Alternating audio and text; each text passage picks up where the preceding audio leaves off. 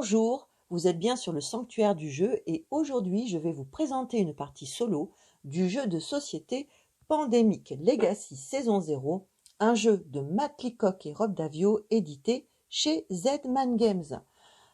Pandemic Legacy Saison 0 nous transporte plus de 50 ans en arrière par rapport à la saison 1. On se retrouve en pleine guerre froide et nous allons incarner une jeune recrue de la CIA sous couverture. Alors ce qui différencie la saison 0 de la saison 1, c'est que nous allons neutraliser des agents soviétiques au lieu de traiter des maladies et que nous allons construire des planques au lieu de construire des centres de recherche. Mais le but ultime de Pandemic Legacy Saison 0 est d'accomplir des missions, de remplir des objectifs. Et pour les réaliser, nous allons devoir créer des équipes avec des agents de la CIA infiltrés. Et ces équipes opéreront sous différentes affiliations. Et ces affiliations seront les alliés, les neutres et les soviétiques. On remarque également que les pays ont été regroupés par couleur et par continent, mais qu'ils n'appartiennent pas tous à la même affiliation. Par exemple, en Amérique du Nord, la Havane est sous affiliation soviétique, Mexico sous affiliation neutre et par exemple Toronto sous affiliation alliée.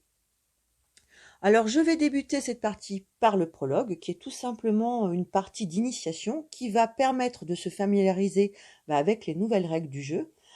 Il n'a bien sûr aucune incidence ni sur le matériel de la boîte, ni sur le reste de la campagne, et on va surtout pouvoir le rejouer autant de fois qu'on le désire. Pour ma part, ce va être mon premier Pandemic Legacy. Je n'ai fait ni la saison 1, ni la saison 2, et je n'ai également pas encore testé le prologue. Vous pouvez voir, il est encore sous son film plastique. Ce sera donc une totale découverte pour moi. Je vais donc récupérer le livret de règles pour pouvoir faire la mise en place. Et il nous indique de piocher dans le paquet Legacy et de préparer les objectifs. Alors, je récupère le paquet et donc on voit partie 1, paquet Legacy, lisez le livret de règles, en particulier la page 3, à lire à voix haute, puis piochez cette carte pendant l'étape 1 de la mise en place du prologue. Et sur la page 3 du livret de règles, nous avons deux textes, choisis pour servir, prêt à diriger, et un autre qui concerne un briefing de mission. Décembre 1961. Une offre d'emploi particulièrement banale. Recherche étudiant en médecine en dernier cycle pour participer à programme gouvernemental. Vous avez rapidement découvert que le programme gouvernemental en question, c'était la CIA. Il se disait qu'il était plus facile d'apprendre à un médecin le métier d'espion que l'inverse. Rapidement, vous êtes embarqué pour des mois d'entraînement au camp Lagadou. Durant cette période, un groupe de recherche fanatique basé en Union soviétique mettait au point des armes biologiques dans le but d'en finir une bonne fois pour toutes avec la guerre froide et avec l'Occident. Bien que leur projet de militariser le virus Koda ait échoué, ils ont récemment effectué une percée décisive grâce à un nouveau pathogène qu'ils ont nommé Médusa. Votre formation est terminée, il est temps d'aller sur le terrain. Donc ça y est, je suis un nouvel agent de la CIA et je vais pouvoir participer à ma première mission et assister bien sûr à mon premier briefing. Bienvenue agent, je vois avec plaisir que vous avez réussi à sortir de Lagadou. Je suis votre agent référent, votre superviseur en gros. Mon nom est John Cooper, mais vous pouvez m'appeler Coupe. J'ai beaucoup de choses à vous dire, donc je vais y aller franco. Les analystes nous disent que les Rouges préparent quelque chose d'énorme, un fléau top secret qu'ils appellent le projet Médusa. Bon, ils en sont encore au stade de la recherche, mais s'ils réussissent à le militariser et à le déployer, on peut apparemment s'attendre à des dizaines de millions de victimes. Je sais qu'on vous jette directement dans le grand bain, mais votre formation médicale est un atout ici, particulièrement maintenant, en ces temps difficiles. Recueillez des informations sur le fléau Médusa, échantillons, notes de recherche, tout ce que vous pourrez trouver. On doit savoir comment il agit, où les rouges le stockent et comment ils prévoient de le répandre. J'ai un autre job pour vous qui fait partie de la même mission. Retrouvez l'agent Charles Sabic. C'est l'un de nos meilleurs agents. Les rouges l'ont capturé en Sibérie l'année dernière et nous n'avons malheureusement pas pu l'exfiltrer. La bonne nouvelle, c'est qu'il a réussi à leur glisser entre les mains, mais il n'a pas encore pris contact avec nous. La question banco, c'est est-ce qu'il s'est vraiment échappé ou est-ce qu'ils l'ont laissé partir? Est-ce qu'il travaille pour les rouges maintenant? A-t-il appris quelque chose sur Médusa pendant sa captivité? Trouvez-le, parlez-lui, et si vous le pouvez, ramenez-le à la maison. Mais faites attention, il est impitoyable, très intelligent et très dangereux. Pour finir, un petit avertissement sans frais. La CIA est une organisation sans égale en matière de défense de ce pays. Mais c'est loin d'être une machine bien huilée. Il y a des procédures, des comités, des réunions, des approbations et une sacrée tonne de paperasse, surtout pour les jeunes agents comme vous. Cela dit, ne vous inquiétez pas trop de la bureaucratie. Tonton Coupe s'en coltinera le plus gros. Vous, concentrez-vous sur le projet Médusa et sur Sabic. Ça ne devrait pas poser de problème à la crème de la promo 61 de l'Agadou. Pas vrai? Donc voilà, on vient d'apprendre que pour notre mission, nous allons avoir 2 objectifs. Récolter le plus d'informations possible sur le projet Médusa et retrouver l'agent Sabic et surtout savoir s'il est encore de notre côté. Et bien maintenant, il ne me reste plus qu'à retourner la première carte du paquet Legacy. Un briefing de mission. Agent, c'est le moment d'entrer en action. Vous êtes un peu stressé, mais c'est normal pour une première mission. Ce qu'on attend de vous est simple. Nous avons reçu des informations sur un échantillon de la maladie Médusa quelque part en Europe et l'agent Sabic a été aperçu à Novosibirsk. Quelques rappels avant votre départ. D'abord, essayez de garder le nombre d'agents soviétiques sous contrôle, mais n'oubliez pas que vos équipes feront le gros du travail une fois mises en place. Ensuite, gardez à l'esprit que voyager vers des pays alliés est facile. Nous avons graissé les bonnes pattes. Chez les rouges, ce n'est pas la même chose. Il est possible de s'y rendre, mais ce ne sera pas facile. Donc voilà pour la première carte. Immédiatement, piochez les 2 cartes suivantes. Alors, nous aurons, voilà, 2 cartes, ok. Ce sont les objectifs du prologue. Installez ces objectifs en suivant leurs instructions. Lorsque vous échouez ou accomplissez un objectif, pensez à lire immédiatement son entrée du livre de débriefing, même à la fin de la partie. N'oubliez pas que le nombre de villes de chaque région et de chaque affiliation est indiqué dans la zone aide de jeu du plateau. En effet, on peut voir à ce niveau, sur le plateau, qu'on a le nombre de villes par affiliation et par région. On va avoir 14 villes alliées, 20 neutres, 14 soviétiques et 8 villes en Amérique du Nord, 5 en Amérique du Sud, 11 en Europe, 6 en Afrique, 13 en Asie et 5 sur le pourtour Pacifique.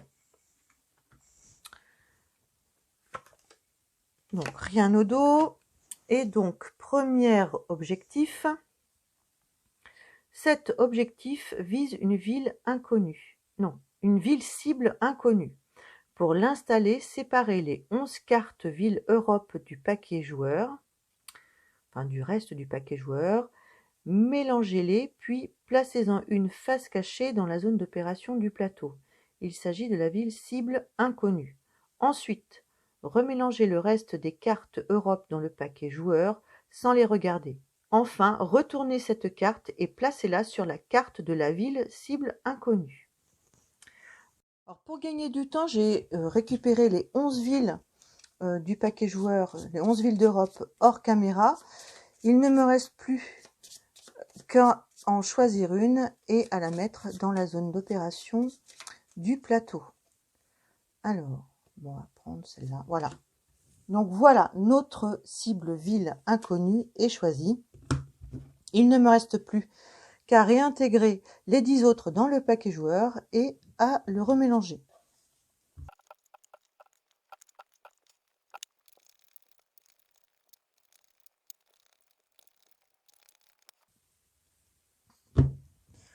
Je vais maintenant récupérer mon paquet Legacy pour continuer. Donc j'ai séparé les 11 cartes villes, j'en ai choisi une. J'ai mélangé le reste des cartes Europe dans le paquet joueur. Il ne me reste plus qu'à retourner la carte et à la placer sur la carte ville cible inconnue. Alors, prologue, objectif 1. Récupérer l'échantillon du projet Médusa. Repérer une cible dans une ville inconnue en Europe. Alors, pour remplir cet objectif, nous allons devoir d'abord identifier la ville inconnue. Et une fois que nous l'aurons identifiée, nous devrons y envoyer une équipe de la même affiliation. Et une fois que cette équipe sera rendue sur la ville, nous devrons effectuer l'action repérer une cible. Donc voilà pour ce qui est de l'objectif 1. Deuxième objectif. Cet objectif vise une cible connue. Retournez cette carte et placez-la dans la zone d'opération du plateau. Rappel, ne placez pas la carte ville Novosibirsk sous cette carte.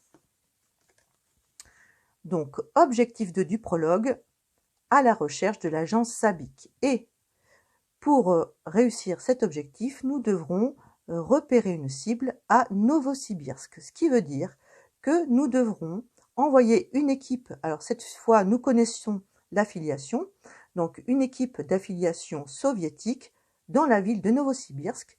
Et une fois que cette équipe sera rendue à Novosibirsk, nous devrons effectuer l'action repérer une cible pour pouvoir remplir l'objectif, enfin le réussir.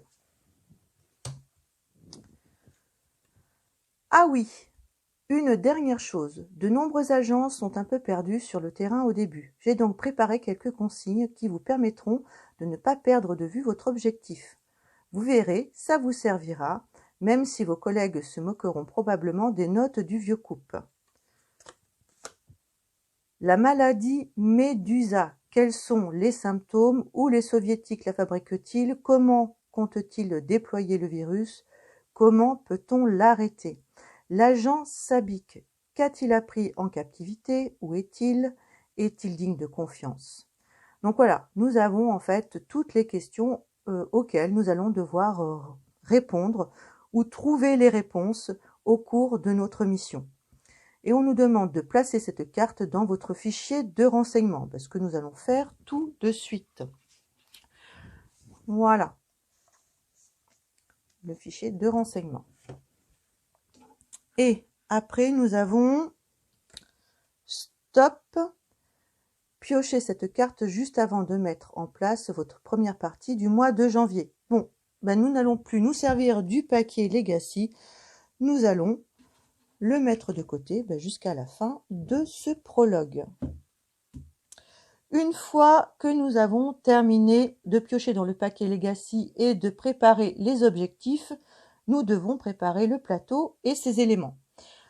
J'ai déjà mis en place donc le jeton menace. Il me reste à mettre en place la planque. La planque qui, elle, se trouve à Washington. Donc, on la met ici. Et je vais vous montrer, j'ai déjà mis en place également tous les pions et les jetons. Voilà.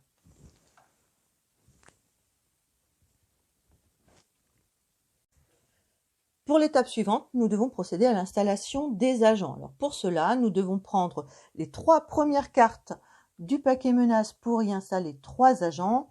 Et nous allons avoir 3 agents à Pyongyang,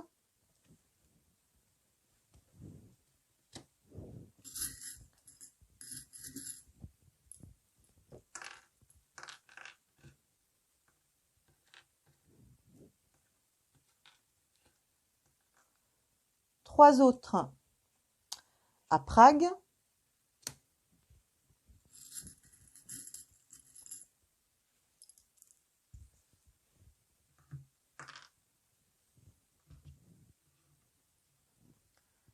et 3 à Osaka, qui se trouve au Japon.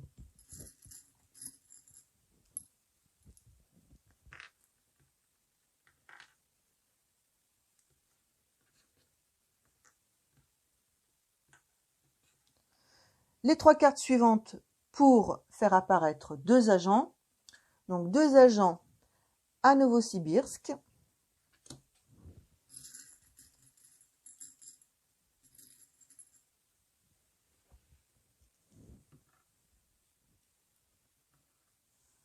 Deux à Londres.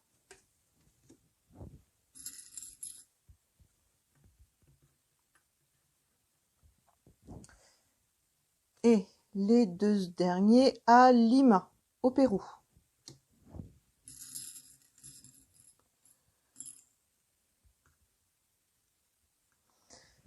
Et les 3 dernières cartes seront pour l'apparition d'un agent. Et nous aurons un agent à Washington,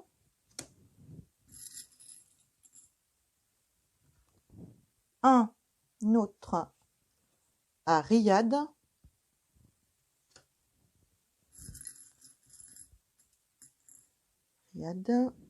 et le dernier à Shanghai. Alors je voulais pas préciser, mais j'avais bien mélangé mon paquet menace bien avant. Et Shanghai. Une fois que nous avons ajouté tous nos agents, nous devons préparer le paquet joueur et distribuer les cartes. Donc, pour préparer le paquet joueur, nous devons y intégrer les 5 cartes événements. Alors, on nous conseille en fait pour le prologue et la partie 1 d'intégrer les 5 cartes. Donc, c'est ce qu'on va faire. On va ensuite mélanger le paquet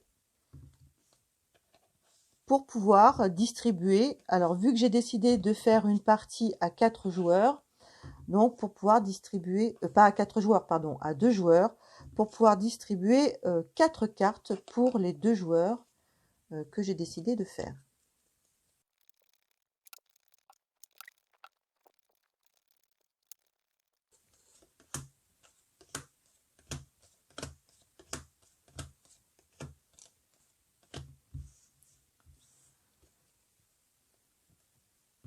Donc voilà, j'ai distribué 4 cartes à chacun de mes joueurs.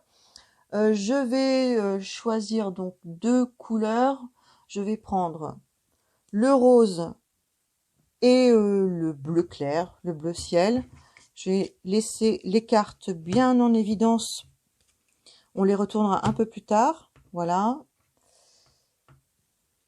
Et une fois que nous avons préparé le paquet joueur et que nous avons distribué les cartes, il ne nous reste plus qu'à y ajouter les cartes aggravation. Alors les cartes aggravation, nous en avons 5. Nous allons partager notre paquet joueur donc en 5 parties le plus égales possible pour pouvoir y ajouter par la suite nos cartes aggravation.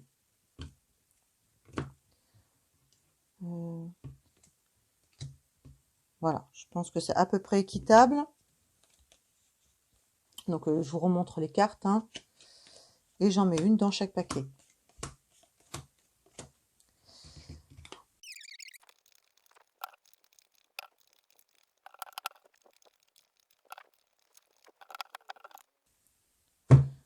Donc voilà, mon paquet joueur est maintenant prêt. Il ne me reste plus qu'à choisir mes fausses identités. Parce que lors du prologue, en fait, nous ne nous servons pas des passeports. Nous jouons avec des fausses identités. Donc nous en avons 4. Nous avons le coordinateur de conférence médicale qui, au prix d'une action, vous pouvez déplacer une équipe ou un pion d'un autre joueur jusqu'à 3 villes de distance de sa ville actuelle. L'équipe, le pion, n'entre pas dans les villes traversées. Un assistant de recherche. Lorsque vous effectuez l'action partager des renseignements, vous pouvez donner n'importe quelle carte ville. Lorsque d'autres joueurs partagent des renseignements avec vous, ils peuvent vous prendre n'importe quelle carte ville. Nous avons également un chargé de planification. Lorsque vous effectuez l'action construire une planque, vous n'avez pas besoin de carte ville. auprès d'une action lorsque vous vous trouvez dans une planque, défaussez une carte ville pour vous déplacer vers n'importe quelle ville du plateau. Et en dernier, un directeur d'hôpital, vous pouvez effectuer l'action monter une équipe avec une carte en moins. Alors celle-là, je pense, c'est très intéressante parce qu'elle va nous permettre de monter des équipes assez rapidement. Après, le chargé de planification est aussi intéressant parce que nous ne pouvons pas créer, enfin monter d'équipe si nous ne sommes pas dans une planque. Donc nous devons aussi pouvoir construire des planques assez facilement. Donc je vais prendre, voilà, je vais prendre le directeur d'hôpital et le chargé de planification. Voilà, on va les mettre ici pour l'instant. Alors voilà, je n'aime pas en fait jouer avec des pions. J'avoue, je suis quelqu'un d'assez difficile. J'ai donc récupéré des figurines. J'en ai récupéré 2 qui viennent en fait de Pandémique 10e anniversaire. Donc voilà, j'ai pris les mêmes couleurs et je vais les placer donc toutes les 2 à Washington parce que c'est là qu'elles vont commencer la partie. Et comme ça, je vais me servir des pions pour pouvoir repérer où se trouve leur paquet. Pour savoir qui va commencer, alors je vais les mélanger. Après, ça n'a pas vraiment d'importance parce que c'est une partie solo, mais bon, on va faire les choses dans les règles. Et donc, je vais retourner ma main gauche, voilà. Et c'est le personnage mauve, enfin mauve, saumon, rose, je sais pas trop, qui va commencer en premier.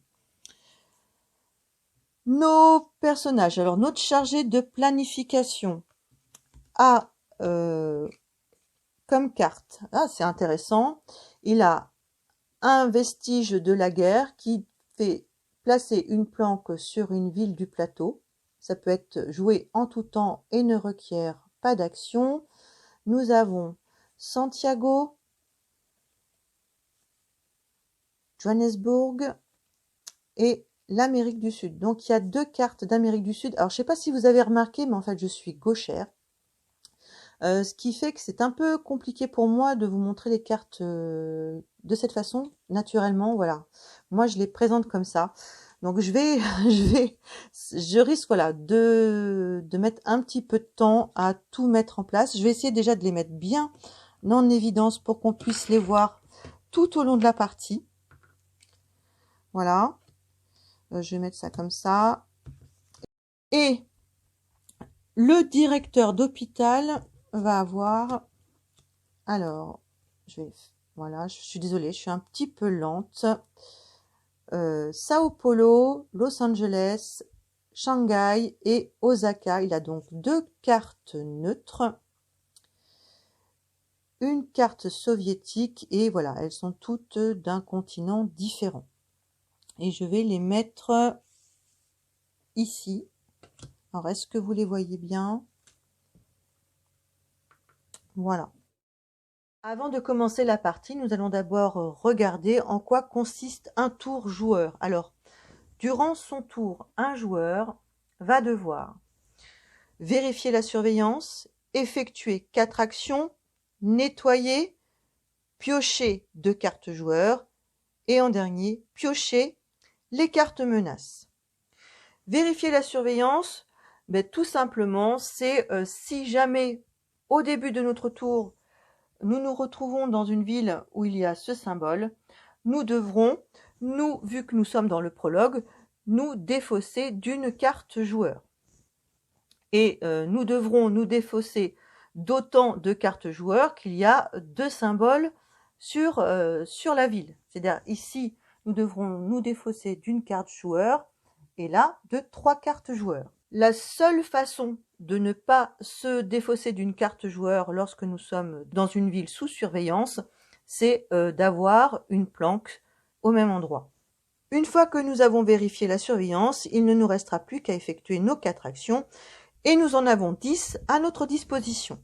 Nous allons pouvoir prendre la voiture ou le transborder, c'est-à-dire nous déplacer d'une case en suivant les lignes. Alors la voiture, c'est lorsque nous sommes sur le continent, le transborder, c'est lorsque l'on voyage en mer. Nous pourrons également effectuer un vol commercial. Pour effectuer un vol commercial, nous pouvons soit révéler, alors bien sûr je ne les prends pas dans le bon sens, révéler une carte ville alliée de notre main. C'est-à-dire que juste en révélant cette carte, je vais pouvoir me rendre à Johannesburg sans la défausser, juste en la montrant.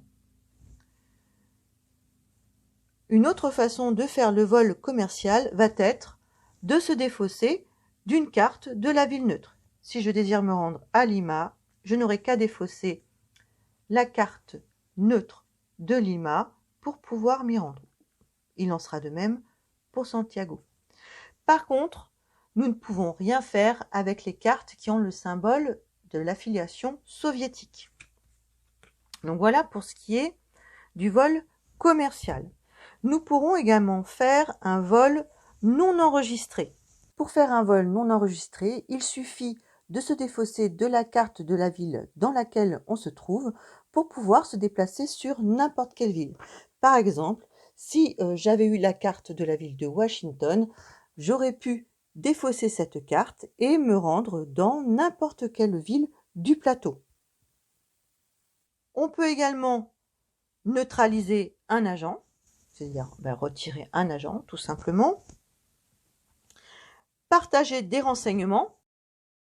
Pour partager des renseignements, il faudra tout simplement être dans la même ville pour pouvoir s'échanger, par exemple, vu que nous sommes à Washington, la carte de Washington. Donc nous pourrons soit donner la carte de Washington, soit prendre la carte de Washington. Nous pourrons également construire une planque. Pour cela, il suffit tout simplement de défausser la carte de la ville dans laquelle on se trouve pour construire la planque. Nous pourrons aussi identifier une ville cible. Alors pour identifier une ville cible, en fait, c'est tout simplement identifier une ville inconnue. Et pour identifier une ville inconnue, nous devrons avoir 3 cartes du même continent. Par exemple, si je veux identifier une ville